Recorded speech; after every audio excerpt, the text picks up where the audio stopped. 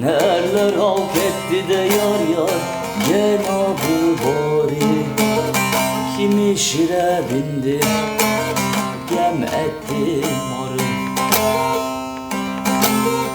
Consider all the people that have come to try to understand this world. So some of them got onto a lion, but what he's saying is some of them tamed a lion, controlled snakes to show their sort of prowess, to show that they're like true spiritual leaders. A show of faith is usually like a show of a miracle. But what Harabi is saying here is, people have done this, okay? People do this, fine.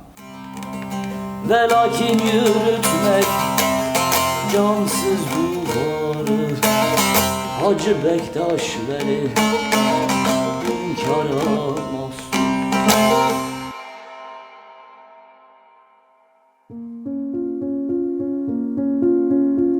You know, they've tamed animals, but to control something that is inanimate, that's only Hacı Bektaş Veli's prowess.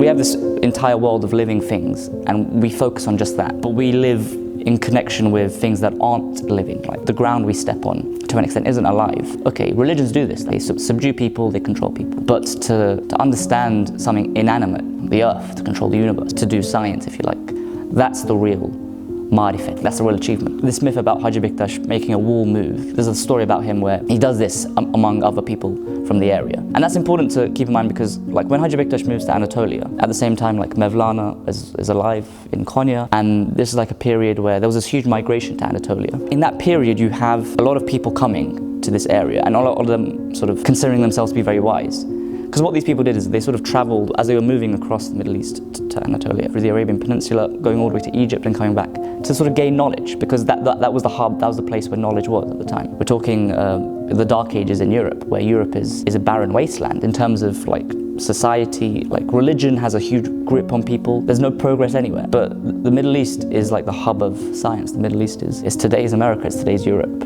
by all intents and purposes. And so these people are trying to show how intelligent they are. And the story goes that Hacı Bektaş, in this environment where they're all showing their prowess, instead of like making a dog sit down or a lion do what he wants, he gets the wall to move, and that's the myth to show his prowess. But for us, it means something else. It's not just about making a wall move; it's about understanding things. He doesn't care about just understanding people; he cares about understanding everything. There's like a very famous poem. It says in its first line, "Canlı cansız cümlemiz bir nesneden." Right? That's our belief. We're made from this planet. We're not separate. I mean, yes, we have this individual experience which is unique, but fundamentally, as Alevism says, the point is to understand we aren't separate from things, and that's a power, that's knowledge. I like this poem a lot, like it's poetic, like even the final verse, "Menaref sırrını idrak eylemek, Masurun Enelhak nutkunu söylemek." He says, how do we understand things? Well, we can understand things if we understand what Mansur was trying to say. What he's trying to do, and what these poets have always tried to do, is to tell people there's a whole universe of mystery.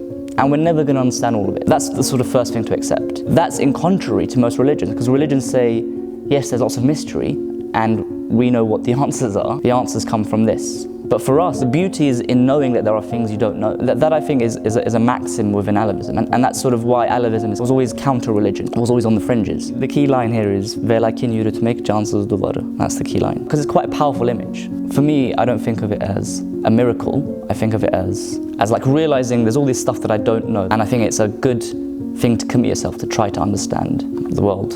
To sort of follow that Socratic motto of, the only thing I do know is that I know nothing. People can tame a lion, people can tame a snake. The real beauty comes from taming and understanding the world.